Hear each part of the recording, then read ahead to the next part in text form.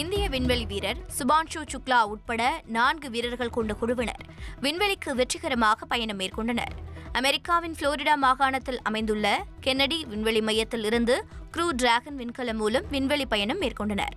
இந்திய நேரப்படி பகல் 12:01 மணியளவில் ஃபால்கன் 9 ராக்கெட் விண்ணில் சீறி பாய்ந்தது. 2, 1, ignition and lift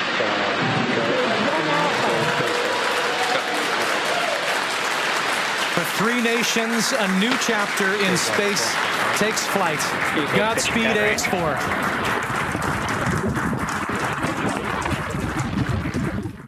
ராக்கெட் முதல்நிலை பாகங்கள் சரியாக 12:03 மணிக்கு கடலில் விழுந்ததாகவும் 12:10 மணியளவில் க்ரூ டிராகன் விண்கலம் புவியீர்ப்பு விசையின் பூஜ்ய நிலையை அடைந்ததாகவும் தெரிவிக்கப்பட்டது. Flight is not just a feat of engineering, but an act of goodwill. Benefit of every human, everywhere. Over to you, sir. Launch escape system disarmed. America, Hungary, Poland நாட்டு வீரர்களுடன் இந்திய வீரர் சுபான்ஷு சுக்லா சர்வதேச விண்வெளி மையத்திற்கு பயணம் மேற்கொண்டுள்ள நிலையில் 4 வீரர்களும் 14 நாட்கள் விண்வெளியில் தங்கி ஆய்வு மேற்கொள்வார்கள் என தெரிவிக்கப்பட்டுள்ளது.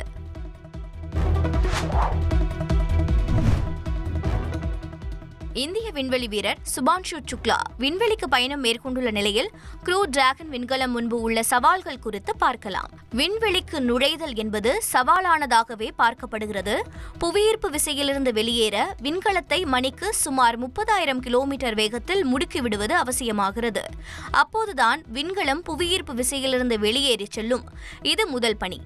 அதிகப்படியான வெப்பநிலையையும் வேகத்தையும் கட்டுப்படுத்தி விண்கலத்தை பாதுகாப்பாக புவியீர்ப்பு விசை மண்டலத்திலிருந்து முழுமையாக வெளியேற்றி சர்வதேச விண்வெளி மையத்தின் வட்டப்பாதையில் டாக்கிங் செய்வது 2வது பணி.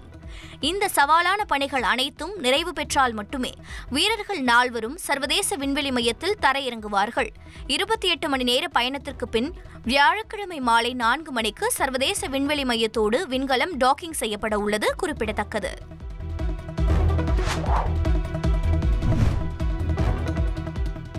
வேலூர் மாவட்டத்தில் உள்ள கிராமங்களில் அரசு புறம்போக்கு நிலங்களில் 5 ஆண்டுகளுக்கு மேல் குடியிருந்து வரும் 21,766 பேருக்கு வீட்டுமனை பட்டா வழங்கும் திட்டத்தை முதலமைச்சர் ஸ்டாலின் தொடங்கி வைத்தார்.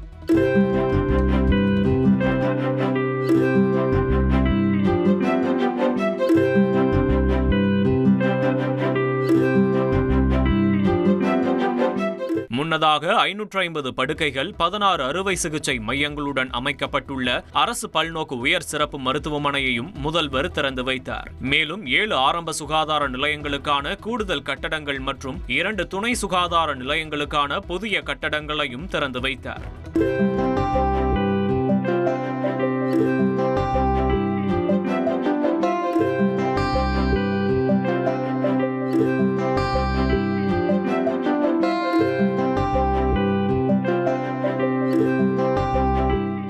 இதனிடையே திருப்பத்தூர் மாவட்ட நிகழ்ச்சிகளில் பங்கேற்க சென்ற முதல்வர் ஸ்டாலின் செல்லும் வழியில் ஆம்பூரில் மக்களை சந்தித்து குறைகளை கேட்டறிந்தார். காரிலிருந்து இறங்கி நடந்து சென்று சாலையின் இருபுறமும் திரண்டு நின்ற மக்களின் உற்சாக வரவேற்பை பெற்றதோடு கோரிக்கை மனுக்களையும் பெற்றார். இதில் ஆர்வமுடன் சிலர் முதல்வர் ஸ்டாலினுடன் செல்ஃபி எடுத்து மகிழ்ந்தனர்.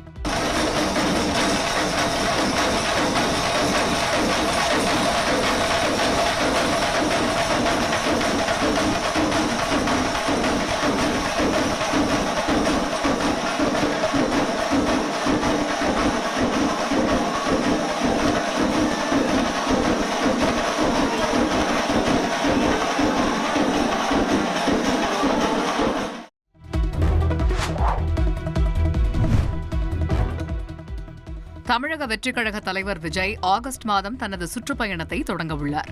முதற்கட்டமாக டெல்டா மற்றும் மத்திய மாவட்டங்களில் தனது சுற்றுப்பயணத்தை மேற்கொள்கிறார் தவேக தலைவர் விஜய். ஜனநாயகன் திரைப்படத்தின் படப்பிடிப்பு பணிகள் நிறைவடைந்த பிறகு முழுநேர அரசியல் பணிகளில் தமிழக வெற்றிக் கழக தலைவர் விஜய் ஈடுபட்டு வருகிறார். ஜூலை மாதம் முழுவதும் பல்வேறு முக்கியமான ஆலோசனைகள் மற்றும் மாவட்ட செயலாளர் கூட்டங்கள் நடத்தப்பட உள்ளன. இந்த நிலையில் ஆகஸ்ட் 15ஆம் தேதி அவரது முதல் அரசியல் சுற்றுப்பயணம் துவங்க இருப்பதாக கட்சி வட்டாரங்கள் தகவல் தெரிவித்துள்ளன.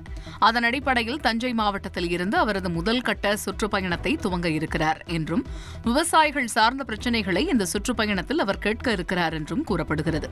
முதற்கட்டமாக 100 தொகுதிகளில் இந்த சுற்றுப்பயணம் நடைபெறும் என்ற தகவலும் வெளியாகியுள்ளது.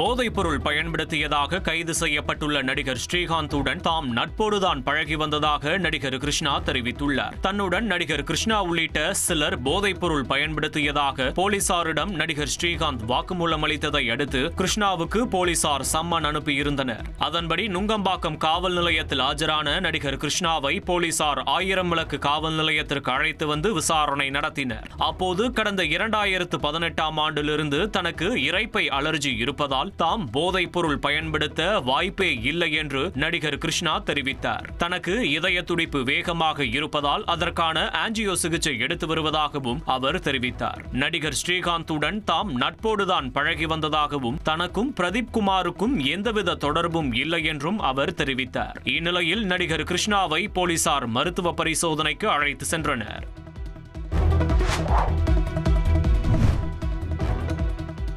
திருப்பூர் குமார் ஆனந்தபுரத்தில் இந்து முன்னணி பிரமுகர் பாலமுருகன் மர்ம நபர்களால் வெட்டி படுகொலை செய்யப்பட்ட சம்பவம் அதிர்ச்சியை ஏற்படுத்தியுள்ளது. இந்து முன்னணி அமைப்பின் திருப்பூர் வடக்கு ஒன்றிய தலைவரான பாலமுருகன் நண்பர்களுடன் இணைந்து நிதி நிறுவனம் நடத்தி வந்துள்ளார். கடந்த 6 மாதங்களுக்கு முன்பு ஹேமலதா என்பவரை பாலமுருகன் திருமணம் செய்துள்ளார். இந்நிலையில் தனது வீட்டின் அருகே அவர் மர்ம நபர்களால் வெட்டி படுகொலை செய்யப்பட்டார். தகவல் அறிந்த போலீசார் பாலமுருகனின் உடலை கைப்பற்றி பிரேத பரிசோதனைக்கு அனுப்பி வைத்தனர்.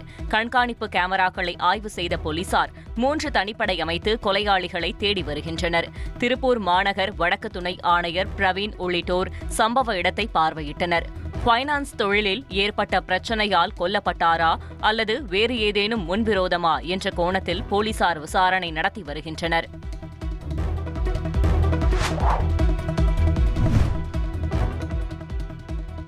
நெல்லை மாவட்டம் மேலப்பாளையத்தில் சரிவர படிக்காததை கண்டித்த தந்தையை மகனே கொன்ற கொடூர சம்பவம் நிகழ்ந்துள்ளது. வீட்டு முற்றத்தில் தூங்கிக் கொண்டிருந்த தந்தையின் தலையில் கல்லை போட்டுக் கொன்ற தங்கபாண்டியன் அங்கிருந்து தப்பி ஓடியுள்ளார். அலறல் சப்தம் கேட்டு ஓடிவந்த அக்கம் பக்கத்தினர் காவல்துறைக்கு தகவல் கொடுத்தனர். இதையடுத்து அங்கு வந்த போலீசார் மாரியப்பன் உடலை கைப்பற்றி நெல்லை அரசு மருத்துவமனைக்கு பிரேத பரிசோதனைக்கு அனுப்பி வைத்தனர். இதனிடையே நெல்லை புதிய பேருந்து நிலையத்தில் காத்திருந்த மகனை காவல்துறையினர் கைது செய்தனர். நன்றாக படிக்கச் சொன்ன தந்தையை மகனே கொன்ற சம்பவம் மேலப்பாளையம் மக்களிடையே அதிர்ச்சியை ஏற்படுத்தியுள்ளது.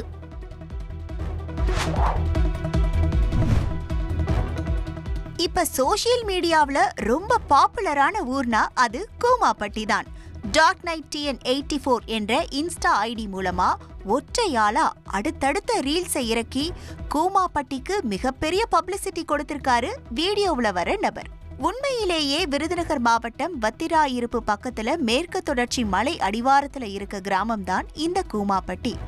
ஏலே எங்க ஊரு தனி தீவுன்னு இளைஞர் ஷேர் பண்ண ரீல்ஸ் செம்ம வைரல். சீக்கிரமே தமிழ்நாட்டுல முக்கிய சுற்றுலா தலமா மாறினாலும் ஆச்சரியப்படுறதுக்கு இல்லை என்ற அளவுக்கு கூமாப்பட்டி ஃபேமஸ் ஆயிடுச்சு. இஸ்ரேல் நடத்திய தாக்குதலில் ஈரானில் 610 பேர் கொல்லப்பட்டதாக அந்நாட்டு சுகாதாரத்துறை அமைச்சகம் தகவல் தெரிவித்துள்ளது.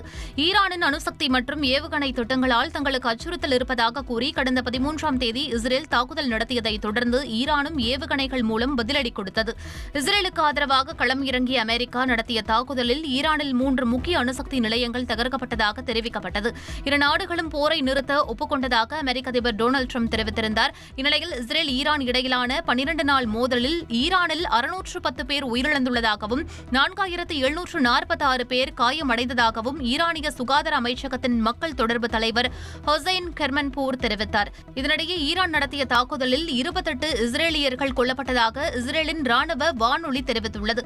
ஏராளமான உள்கட்டமைப்பு தளங்கள் சேதமடைந்துள்ளதாகவும் நூற்றுக்கணக்கானோர் வீடுகளை இழந்து இடம்பெயர்ந்துள்ளதாகவும் தெரிவிக்கப்பட்டுள்ளது.